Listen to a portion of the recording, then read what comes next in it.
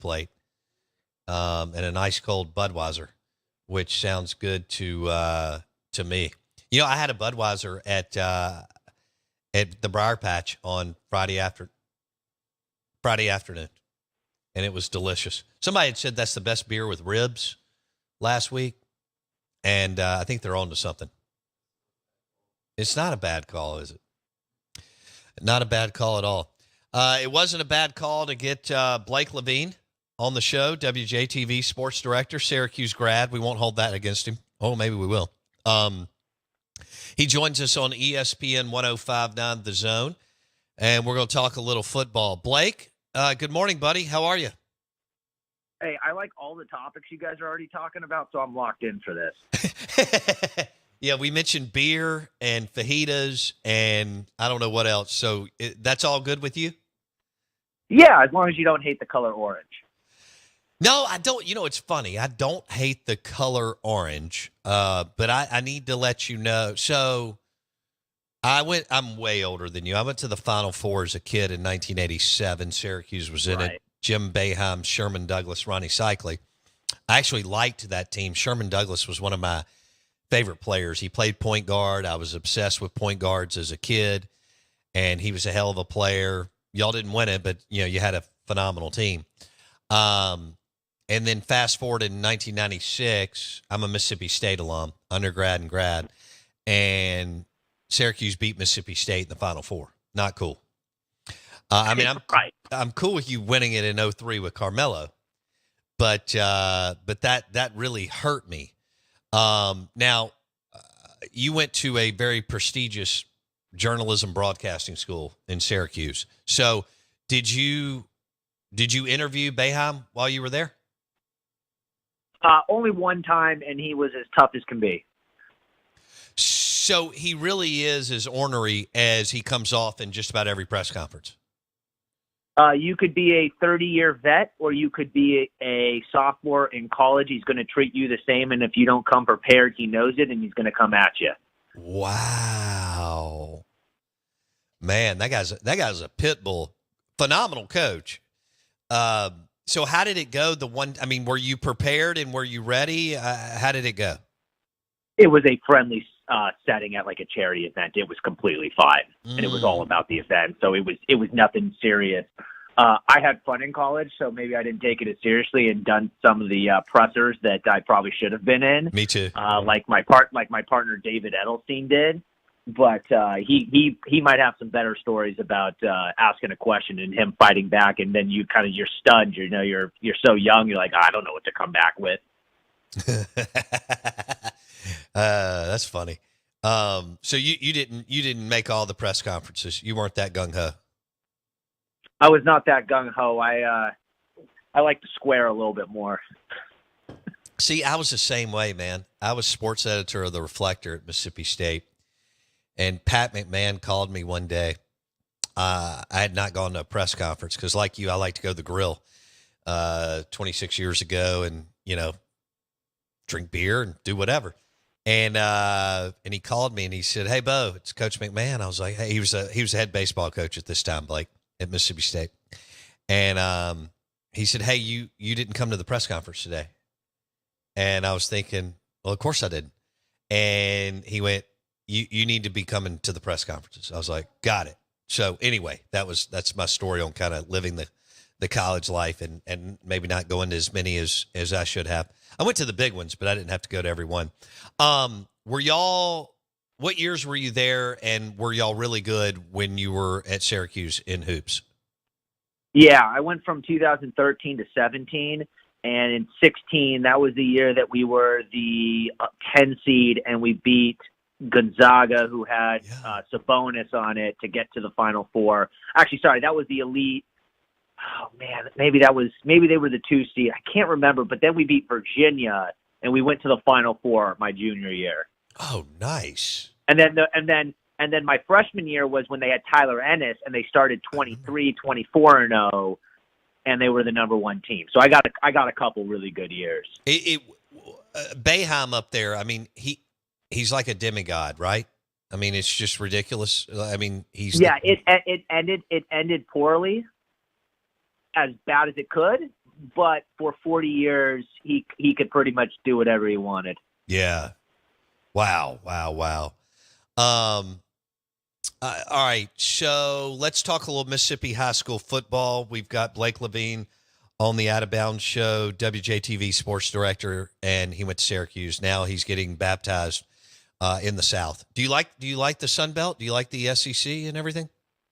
Oh, I absolutely love it. I got a job in Greenville, Mississippi in 2019, and I loved it so much I'm still here just in Jackson. Okay.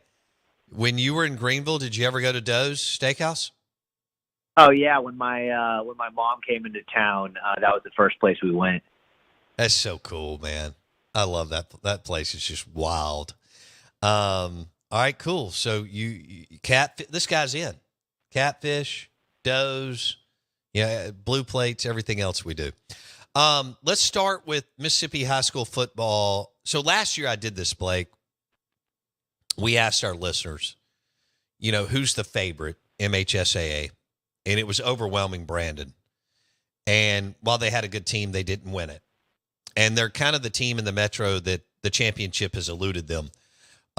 Clinton's won, Madison Central's got a couple, and so on. So when I throw it out to you, who is the favorite MHSAA this year? So halfway through the off season, I would have said Brandon, and we've been saying Brandon, I think now for 3 straight years. Most of the media members, I'm sure there's some that didn't, but I would say the general consensus was Brandon, and that's what I would have said about 3 months ago if you asked me, but it's Oak Grove once again. I don't see a world where they actually don't win it. I think this team is actually better this year than they were last year. Really? So they lost last year in the championship game to Starkville. Do I have that right? No, Oak Grove beat Starkville in the championship game. Oak Grove beat Starkville. Okay. All right, so you're picking them to go back-to-back? Yeah, I'm trying to think about when the last time it was back-to-back. South Panola? Maybe. I mean, Oak Grove had a stretch where they went to the championship game right. a bunch of years in a row. Right. But, no, I think it's tough to say. I don't know if he's going to be better this year, but I think he's really good. They have a quarterback that they now have that I think is as good as the quarterback last year, and it's unbelievable the factory that they put out that you think, oh, they lose 3-4 Division I quarterbacks, or not quarterbacks, players, and yet they're going to have the same amount this year as they did last year of that top tier talent. And I think that their offensive line is better. I think their defensive line is better. So if those skill position players play equal to last year's skill position players, their linemen are better. So I think they could be a better team. Wow. All right. Blake Levine has WJTV. He joins us on the Farm Bureau Insurance guest line, and he has Oak Grove as his champion. They're always good, but he has Oak Grove as the champion this year. And last year they won it. I didn't realize that. I thought did Starkville win it 2 years ago? I thought Starkville won it within the last. Okay. I thought Chris Jones had knocked down a championship since being there, so I wasn't losing my mind. I missed a year. All right, so you have Oak Grove number 1. Who do you have number 2, Blake? Brandon. Then it's Brandon. Okay. And Brandon has a really good young quarterback as well. They have a running back that's going to have a gazillion offers if he doesn't already have 50 or 60. He is going to be that next running back up in Mississippi. He's just a sophomore, but by the end of last year as a freshman, he was running for 100 yards a game at that level. He's the real deal, Tyson Robinson. So Brandon, I think they're 2, and then if we start getting a little bit deeper, I think Madison and Tupelo 3 and 4. Okay, usual suspects. So Oak Grove 1, Brandon 2, Madison Central 3, and Tupelo 4. That's a heck of a group. And of course, Oak Grove and Brandon in the south, Madison Central and Tupelo in the north. There we go. All right, MHSAA, are you going Hartfield by a million miles, or what are we doing here? This is the most competitive the MAIS has been since I've been here in Mississippi. So six seasons ago, by far. There are 3 teams that I think could win it: MRA, Hartfield, Prep. And Jackson Academy might have the best defense of all of them, which is kind of funny to think about. But they're just going to struggle to score. But I think Hartfield is the slight favorite. I mean, you got to remember, Jackson Prep has 2 Division I offensive linemen, and they're going to ground and pound, and they're very well coached. And MRA is always going to put up points. Can they, if you turn the ball over a few times, they're not going to stop scoring. So you kind of have to get in those shootouts with them. I think it goes Hartfield, Prep, MRA, and these are really close. Wow. So you actually give Prep and MRA a shot. You don't have Hartfield just running away with it, beating everybody by 21 to 28 points.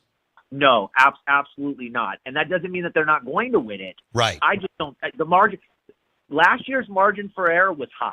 They had to really play bad, and the other team had to play really good to then make it a game and then flip the coin. This year, it's way closer the gap. If they don't play well, they're going to lose if it's to one of those other 2. Okay.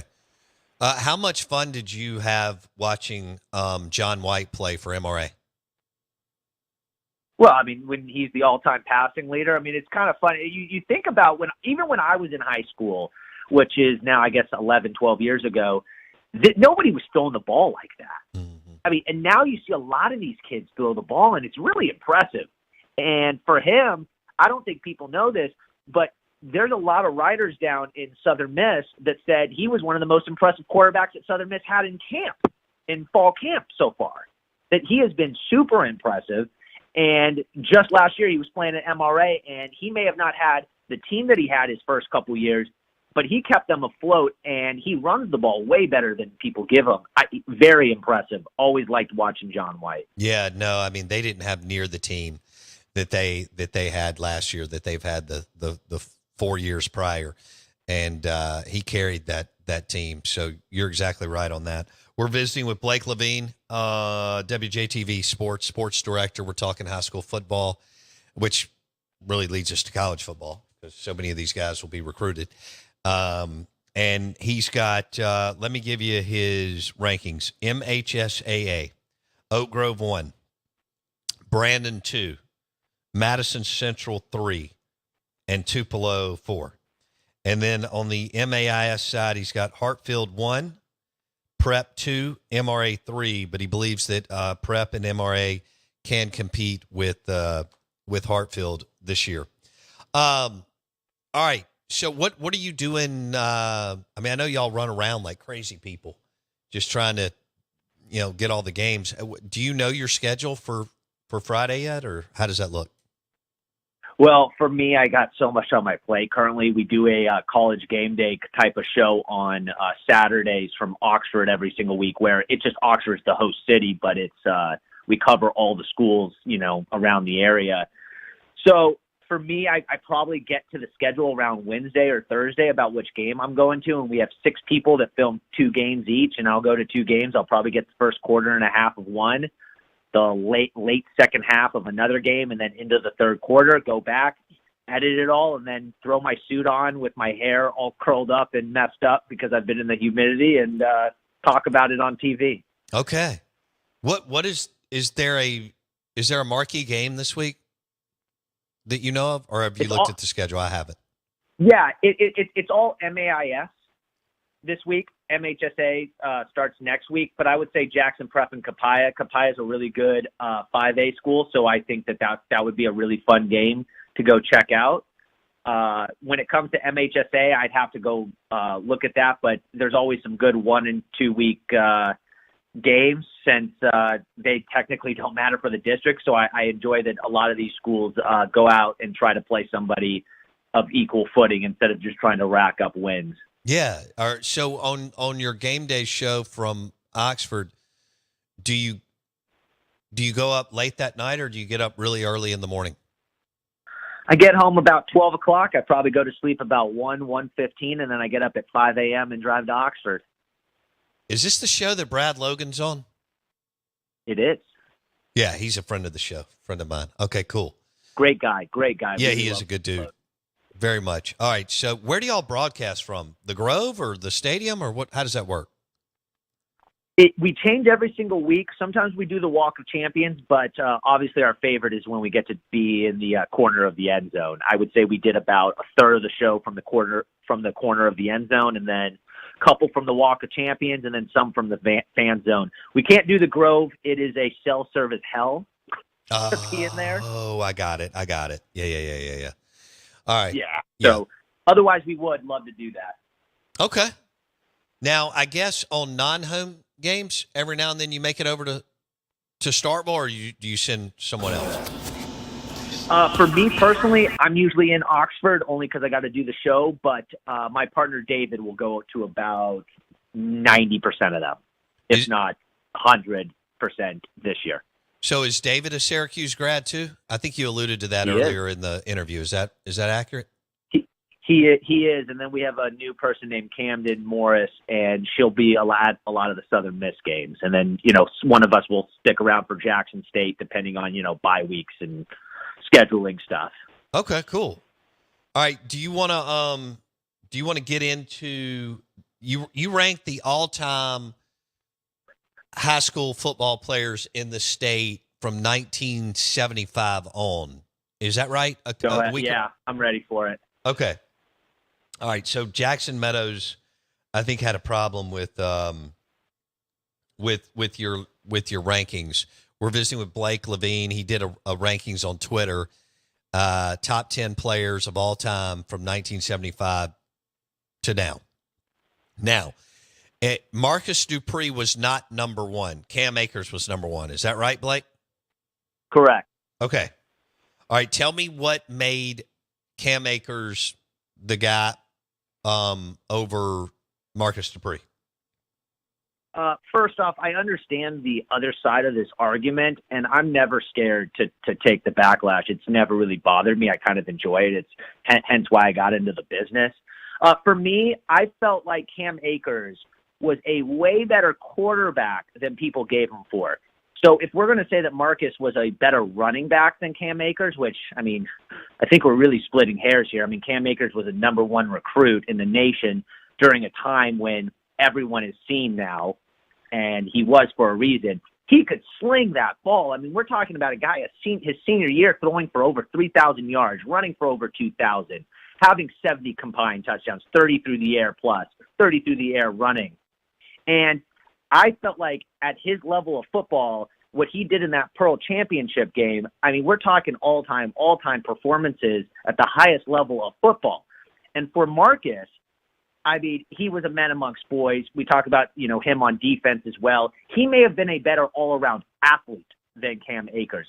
I just felt like Cam Akers' numbers and what he did on his team at his level made him the greatest high school football player ever in the state of Mississippi. Okay. All right. Fair enough. Blake Levine. He has Cam Akers 1, Marcus Dupree 2, Brian Darden 3. Darden played for Warren Central, then went to Tennessee, didn't work out, and I think he ended up at Jackson State. Is that right, Blake? Yes. No, that's absolutely right. And I want people to know this. I got a lot of help from a lot of different people, right? So if they think that I'm just Google searching this, that was not the case.